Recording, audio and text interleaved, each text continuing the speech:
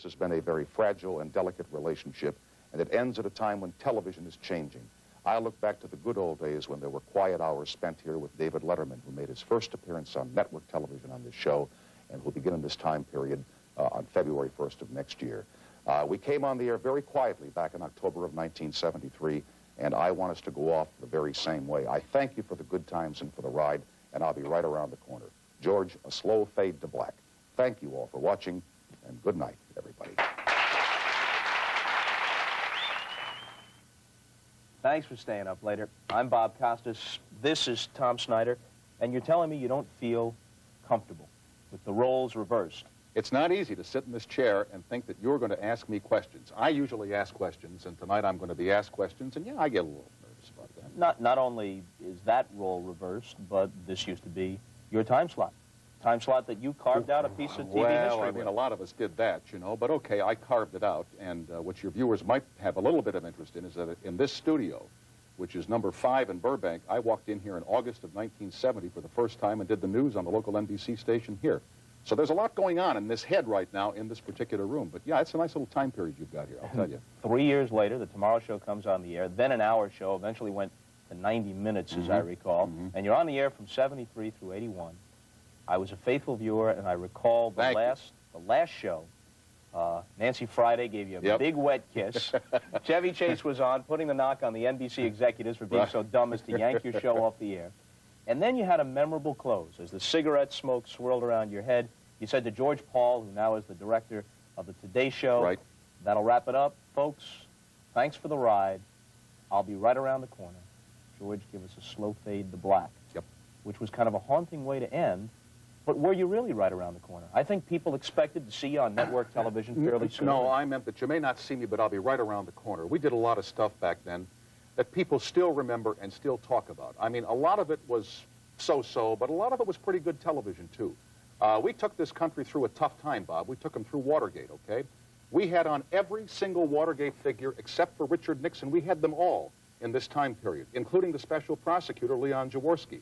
So when I said goodbye, I really felt that an era or a time in television was changing, when television was becoming more format-driven as opposed to talent-driven or star-driven, when the technology of talk, which we're doing here, was taking over just the business of talk, whirling boxes, flashing lights, print on the screen to tell people what was coming up next. We didn't do any of that. And as it was coming in, I became more and more uncomfortable with it. And so what I was trying to say was, you know, it's all changing.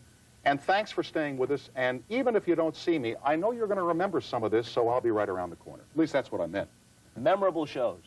You had Manson on. Manson was really, it's a memorable show, but it was, again, almost a stunt, all right?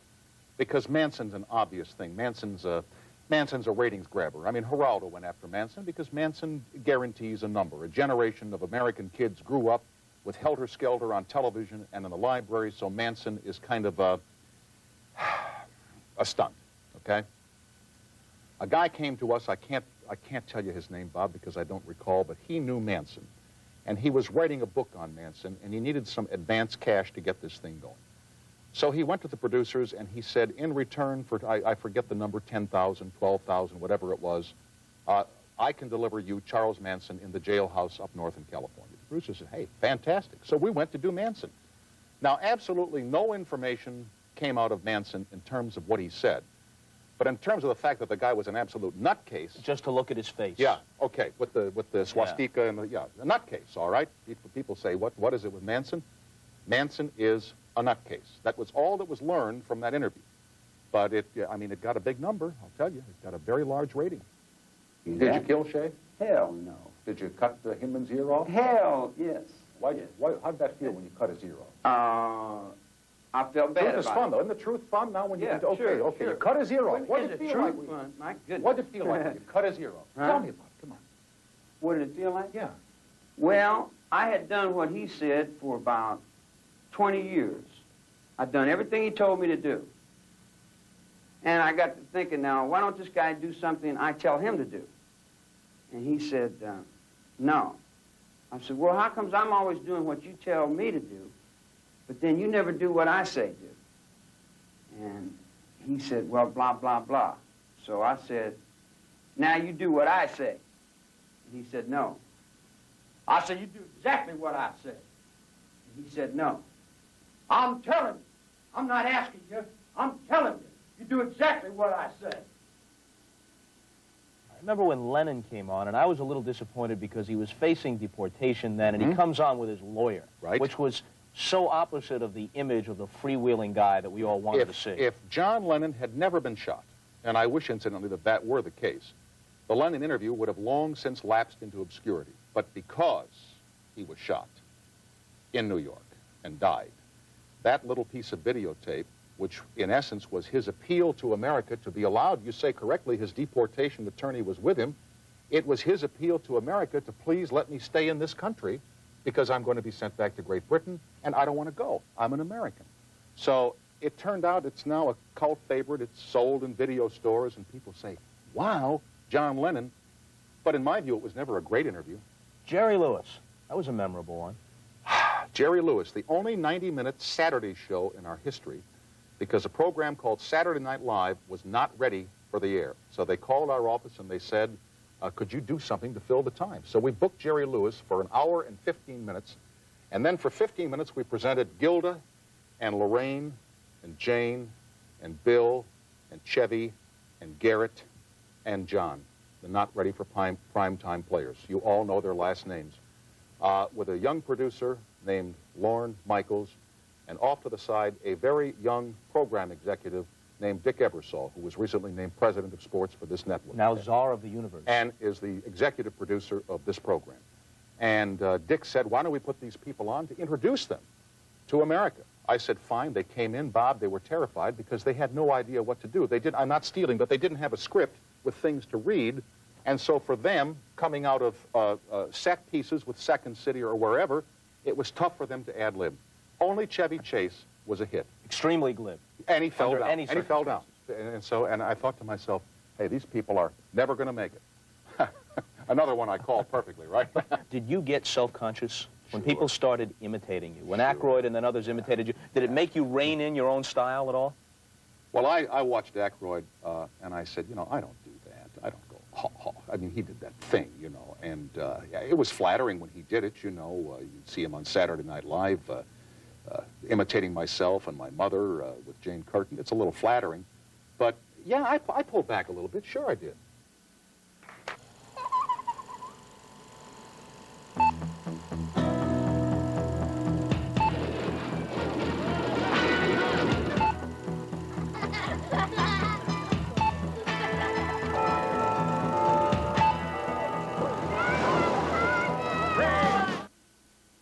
What happened when Hitchcock came on the show? Anything worthwhile? Oh, I'll tell you, Hitchcock, you know, Hitchcock was a legend.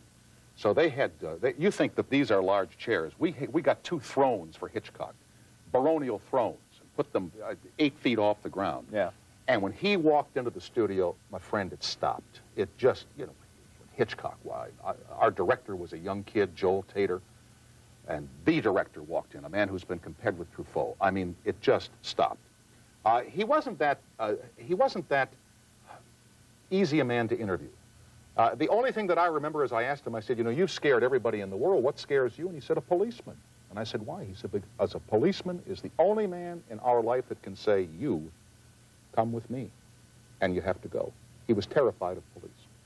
I don't remember much else about it. What then, maybe this answer is the same now, what scares you? Were you, when you were out there on the Tomorrow Show, were you afraid that some part of yourself that you didn't feel good about or that you were ashamed of would be seen somehow, it would come through? No, not really. The only thing that I'm afraid of in a broadcast studio, and I can't tell you why, is a studio audience. The last time I was in this building, I was down the hall, as you've been, with Jay Leno on The Tonight Show with 500 people. And you remember the scene in broadcast news where the guy sweats until he's going to... Yeah. I mean, when I got out of there, I was drenched. I mean, I'm very comfortable here. This is like home. And so when you anchored the news in various markets, New York and L.A., nothing? No problem. If the teleprompter went down, you felt as if you were taking a walk in the park. Yeah, no problem. But, boy, put me in a room where there's a studio audience, and I start thinking they're all here, and they want to win a car, and I don't have one for them, I get scared, you know. They say, oh, it's a new car, but I don't have any new cars, you know. Usually a Chevy Nova, as I recall. Yeah. But that's the only thing that I've ever been frightened of is studio audience for some reason. Are you displeased by what you see in talk television now? You see, if I say yes, then they say, well, he's sour grapes, because he's not doing talk television right now. There's a lot of talk on TV that's wrestling. It's performance television. And without mentioning names, I mean, they all know who I mean. There are people who are very quiet and very meek in a room, and the minute they get before the cameras, stuff starts flying around. So it's performance or talk wrestling, and I'm not comfortable with that. I'm not uncomfortable with some of the topics that are on the afternoon shows, Donahue and Oprah and Sally Jesse Raphael. But the way sometimes in which those topics are presented, racial issues in front of a studio audience that's been whipped to a frenzy when chairs start flying back and forth. Phil Donahue discussing transvestites and coming out in a red dress. I mean, there's a way to do guys who dress up. And, you know, folks actually would have liked to have seen you in that garb, all 6'4" of you. Folks would have what? They would have liked to have seen you in that garb. I was good in the black one, but I... More figure flattering, Tom. But we just wouldn't do stuff like that. But when you talk about TV then being more star-driven, certainly you were a television star. As people see you even in the... don't deny it. As people see you in the first 5 minutes here, it is impossible for them not to think of Dan Aykroyd imitating you, not to think of that persona, the gestures, the face that came right through the screen. You weren't just a guy who was ushering interesting people into their living rooms. You were an interesting guy yourself. You used the word star. I've always liked the word communicator. For whatever the reason, and I mean, you know, there are two great sins, false pride and false modesty, and I try to have neither. You know, I was able, for whatever the reason, to bring somebody on a television program and let the viewer see a side of that person that they might not ordinarily have seen. Not because I ask such great questions, but because I think, as you do here, you operate in the quiet of a television studio. I would not be nearly as effective with you right now if you had 500 people out here laughing at your laugh lines or laughing at some piece of business going on off stage. But by the very nature of my beast and your beast, we're able to get great moments on these programs because this is it. I mean, you and me are it right now. There's nothing else going on that screen, and it gives the audience a chance to really understand what we're saying and see what we're saying, and in a lot of cases, feel what we're saying. There's not a lot of feeling on television anymore, and you can get feeling in studios like this that are quiet.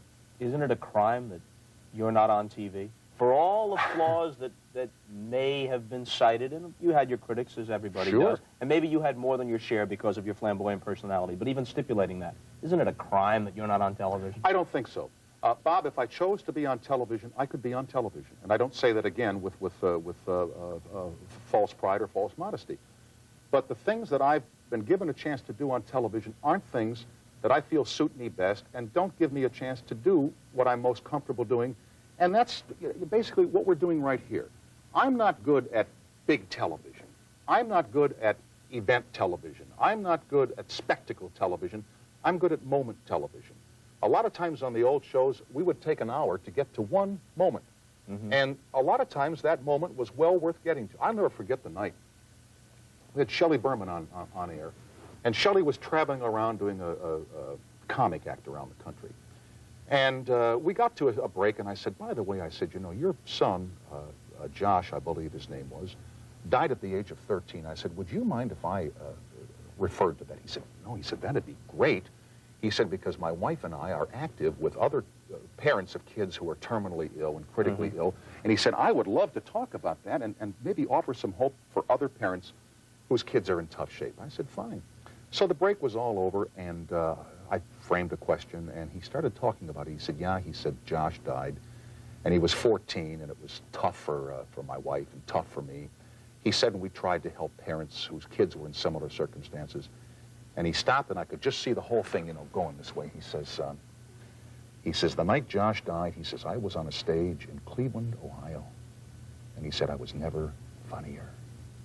And the room stopped. I mean, just stopped. Now, I teared up, and he teared up, and we muddled through as best we could. Well, out of an hour, that was the only thing that was really compelling. But, God, what a moment in television, to see a man, you know, make himself naked before all of us, talking about the death of his son. So that's the kind of stuff that I enjoy doing. Stay tuned. Later in L.A., we'll be right back. Speaking, as I recall it, you weren't that comfortable and didn't have that great an affinity with rock and roll people, although you had the big ones on the show. No, towards the end it became, you know, by the way, you do a radio show called Bob Costa's Coast to Coast, is that right? Get rid of Coast to Coast, pal. It doesn't work. It doesn't work. Yeah, tomorrow, Coast to Coast. No, yeah, just Bob Costa's is okay. On the other hand, Rona Barrett is not on the show. True, and probably won't be. Every chance she won't be. No, I mean on Bob Costa's. Right. Oh, okay. Speak for yourself. She was on this show, though. I know she was. Yeah. Once. Mm-hmm.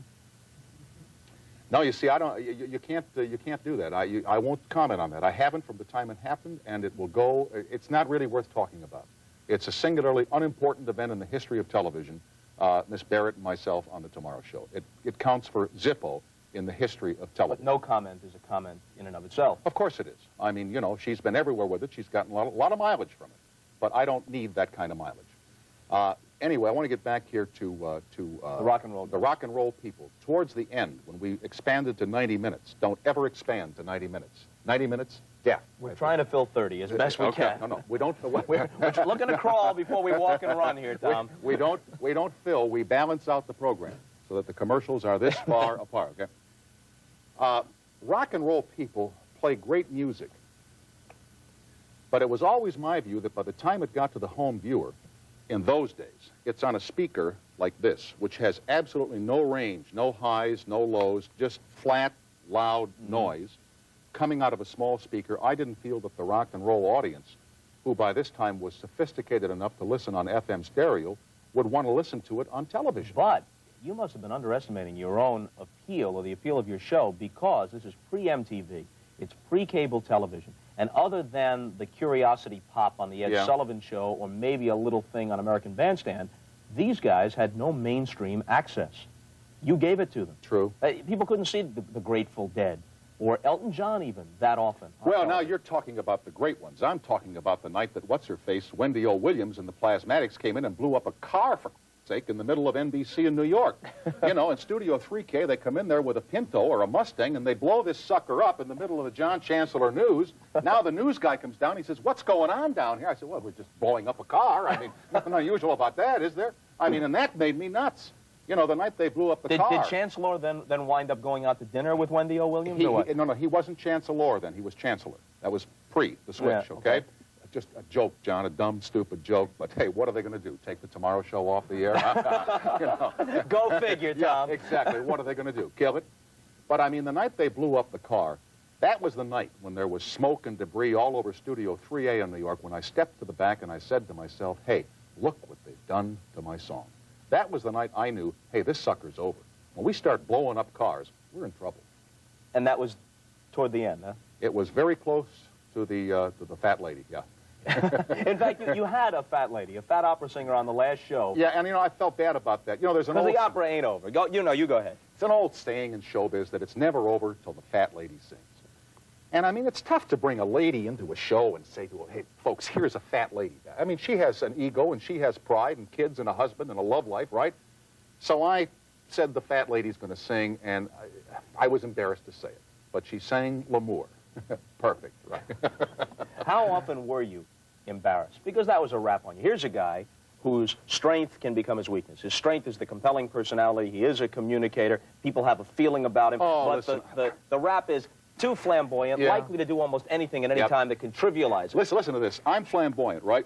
Did I walk off the NBC Nightly News at the end of a tennis match and leave my network in black for 6.5 minutes? Did I stiff a cab driver in San Francisco, California, and have him drive me all over the streets?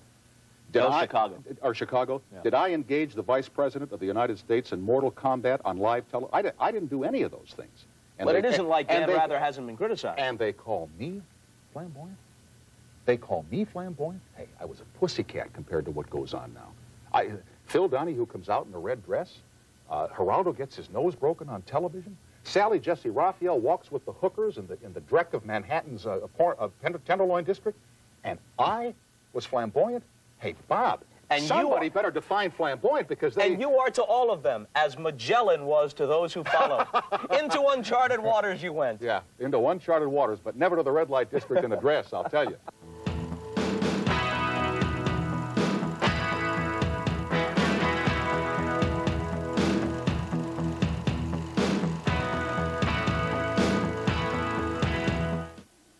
controversial to hear me say. Tom Snyder will be back with us tomorrow night. Hope you will be too. See you later.